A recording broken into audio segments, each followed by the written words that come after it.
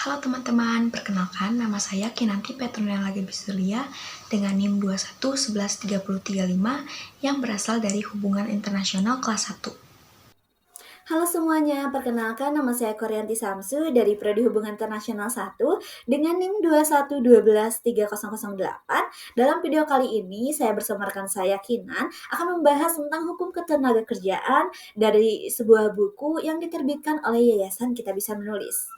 Mari kita simak bersama-sama. Apa itu hukum ketenagakerjaan? Hukum ketenagakerjaan merupakan hukum yang mengatur untuk hubungan kerja antar pekerja dan juga pengusaha. Nah, untuk tenaga kerja sendiri diartikan setiap individu yang sedang ataupun akan bekerja menghasilkan barang jasa guna memenuhi kebutuhan masyarakat. Hukum ini tuh mencangkup tentang hubungan sebelum, selama, dan sesudah masa kerja. Aturan ini juga mencakup aspek kondisi, upah, keselamatan, dan juga hubungan untuk penyelesaian perselisihan. Kenapa sih pembahasan ini tuh dirasa penting? Karena hukum ini tuh memberikan perlindungan terhadap tenaga kerja atas kekuasaan yang tidak terbatas dari pengusaha, memastikan keadilan sosial di bidang ketenagakerjaan dan menjamin adanya kepastian bagi seluruh pihak yang terkait dalam hubungan kerja ini.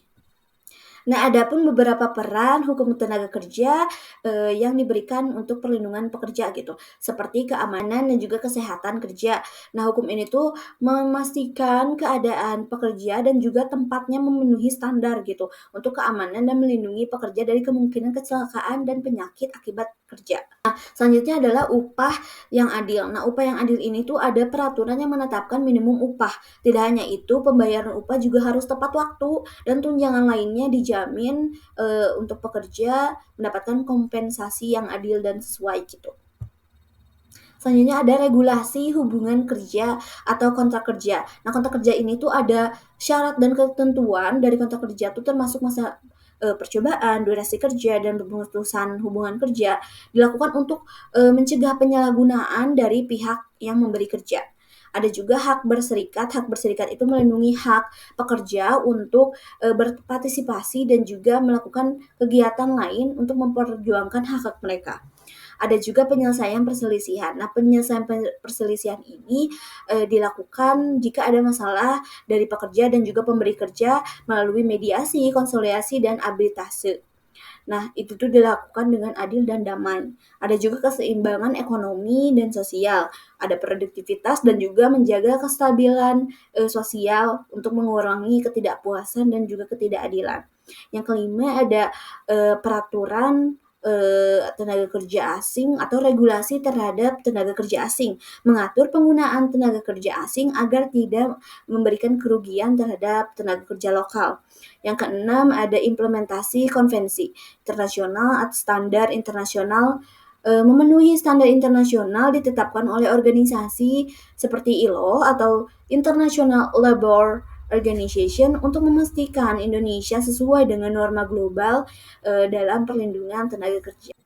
Hukum ketenagakerjaan pertama kali muncul di Eropa sebagai reaksi terhadap perubahan yang dimunculkan oleh revolusi industri.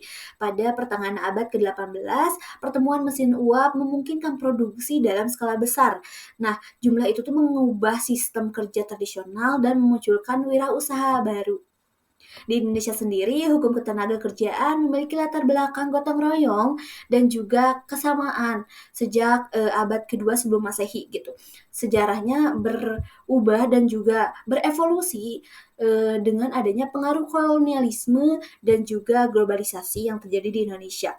Hukum ketenagaan kerja di Indonesia ditandai dengan dua fase. Sebelum kemerdekaan, yaitu masa Hindia Belanda 1887 hingga 1939, pemerintah Hindia Belanda mengeluarkan berbagai organisasi yang mengatur pengarahan pekerja ke luar negeri.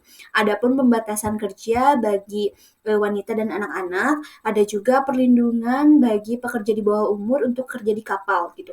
Pada tahun 1939, organisasi juga dikeluarkan terkait pemulangan buruh yang dipekerjakan di luar Indonesia. Nah, masa kedua setelah kemerdekaan 1949 sampai 1961, kemerdekaan Indonesia mulai mengeluarkan undang-undang yang lebih berfokus pada perlindungan tenaga kerja seperti pembatasan anak, pekerjaan serikat buruh, majikan, penempatan kerja asing, serta kewajiban kerja sajana. Undang-undang ini menunjukkan langkah awal bagi ketenagakerjaan yang lebih terstruktur dan komprehensif di Indonesia pasca kemerdekaan. Akhirnya pada tahun 2003, Undang-Undang Nomor 13 Tahun 2003 tentang Ketenagakerjaan Lembaran Negara tahun 2003 Nomor 39 yang menggantikan atau mewakilkan seluruh peraturan yang mencangkup aspek-aspek ketenagakerjaan yang sebelumnya pernah ada.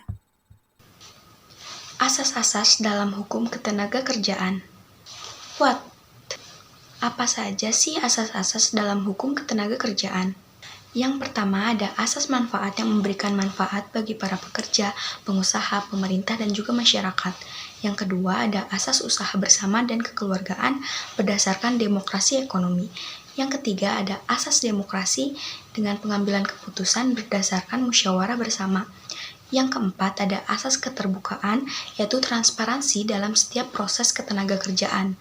Dan yang terakhir ada asas keamanan dan perlindungan, yang menekankan perlindungan terhadap hak dan kesejahteraan pekerja, termasuk perlindungan fisik, ekonomi, dan sosialnya. Yang berarti, asas ini menjamin bahwa semua pekerja memiliki hak dan kesempatan yang sama tanpa adanya diskriminasi. Ini juga menjamin bahwa semua pekerja mendapatkan tempat kerja yang aman dan tidak membahayakan kesehatan para pekerja. Sumber-sumber hukum ketenagakerjaan. Where? Dari mana asal sumber hukum ketenagakerjaan? Yang pertama ada undang-undang. Undang-undang merupakan sumber hukum tertinggi dalam ketenagakerjaan.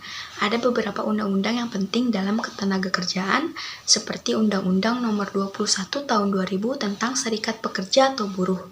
Kemudian ada Undang-Undang Nomor 13 Tahun 2003 tentang Ketenagakerjaan.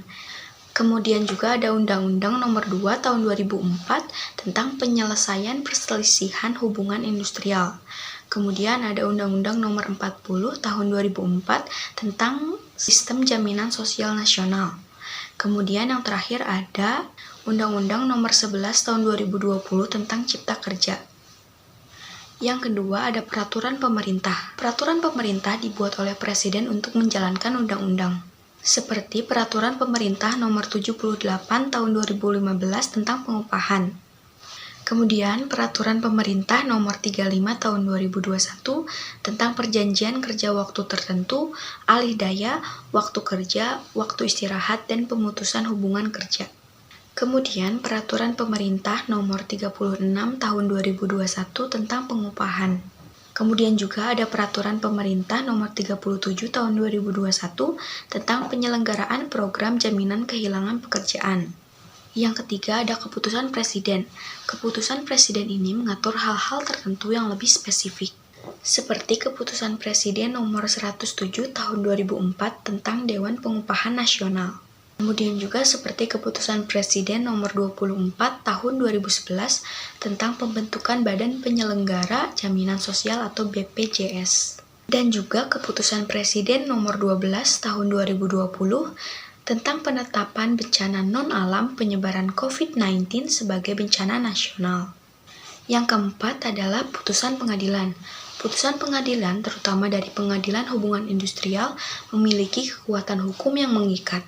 Contoh putusan yang penting seperti putusan Mahkamah Agung Nomor 378 KPDT Sus PHI tahun 2016 tentang pemutusan hubungan kerja. Yang kelima ada perjanjian kerja. Perjanjian kerja antara pekerja dan pengusaha, baik itu perjanjian kerja individu maupun perjanjian kerja bersama atau PKB, juga merupakan sumber hukum ketenagakerjaan. Yang kelima ada perjanjian kerja. Perjanjian kerja antara pekerja dan pengusaha, baik itu perjanjian kerja individu maupun perjanjian kerja bersama atau PKB, juga merupakan sumber hukum ketenagakerjaan. Beberapa aspek yang diatur dalam perjanjian kerja termasuk nama dan alamat perusahaan serta jenis usaha, nama, jenis kelamin, umur, dan alamat pekerja, jabatan atau jenis pekerjaan, tempat pekerjaan, serta besarnya upah dan cara pembayaran. Dalam hukum ketenagakerjaan, ada beberapa pihak utama yang terlibat seperti pengusaha. Pengusaha adalah orang atau badan hukum yang menjalankan perusahaan baik milik sendiri maupun perwakilan perusahaan dari luar Indonesia. Ada pemberi kerja. Pemberi kerja adalah pengusaha ataupun badan hukum yang memperkerjakan tenaga kerja dan memberikan upah termasuk sektor informal. Ada juga perusahaan. Nah, perusahaan ini adalah setiap usaha yang memperkerjakan pekerja baik untuk mencari keuntungan ataupun tujuan sosial, mau swasta ataupun negara. Contoh kasus dalam hukum ketenaga kerjaan. What? Apa kasus yang pernah terjadi mengenai hukum ketenaga kerjaan? Kasus PT Sritex pada tahun 2023 mengenai pelanggaran hak pekerja. PT Sritex, salah satu perusahaan tekstil terbesar di Indonesia, menjadi sorotan publik karena sejumlah pelanggaran terhadap hak-hak para pekerja. Kasus ini mencangkup PHK massal. 3.000 pekerja atau sekitar 35% dari karyawannya di PHK dengan alasan efisiensi. Pelanggaran hak berserikat, intimidasi dan diskriminasi terjadi kepada para pekerja yang aktif dalam serikat pekerja. Kondisi kerja yang tidak layak. Para pekerja mendapatkan jam kerja yang panjang, tetapi upah sangat rendah dan juga lingkungan kerjanya sangat tidak aman. Proses penyelesaian yang panjang dan melelahkan. Proses negosiasi serta mediasi yang dilakukan sangat alot dan berlarut-larut. How? Bagaimana penyelesaiannya? Negosiasi dan mediasi. Proses negosiasi yang dilakukan antara perusahaan dan serikat pekerja terkait dengan PHK massal dan hak-hak pekerja yang dilanggar memakan waktu yang sangat lama. Pemerintah melalui Dinas Tenaga Kerja seringkali turun tangan untuk melakukan mediasi, namun belum berhasil menghasilkan keputusan yang memuaskan bagi kedua belah pihak. How? Bagaimana seharusnya diselesaikan? Bagaimana solusi yang tepat sesuai dengan Undang-Undang Dasar atau peraturan pemerintah? Yang pertama, menindak tegas PT Sritex dengan sanksi yang setimpal untuk memberikan efek jera. Ini bisa dikuatkan dengan pasal-pasal yang relevan seperti pasal 151 Undang-Undang Nomor 13 Tahun 2003 tentang Ketenaga Kerjaan yang berbunyi pengusaha, pekerja atau buruh, serikat pekerja atau serikat buruh, dan pemerintah wajib mengupayakan agar tidak terjadi pemutusan hubungan kerja. Dan juga pasal 156 Undang-Undang Nomor 13 Tahun 2003 tentang Ketenagakerjaan yang berbunyi perusahaan wajib membayar uang pesangon, uang penghargaan masa kerja, dan uang penggantian hak yang seharusnya diterima. Kemudian pasal 17 dari Peraturan Pemerintah Nomor 78 Tahun 2015 tentang pengupahan yang berbunyi pengusaha tidak boleh memberikan upah yang lebih rendah dari upah minimum. Maka PT Sritex dengan jelas melanggar hak-hak pekerja dengan memberikan jam kerja yang panjang tetapi upahnya yang sangat rendah. Sampai di sini saja pembelajaran kita mengenai hukum ketenagakerjaan hari ini. Semoga banyak ilmu yang bisa kalian dapatkan.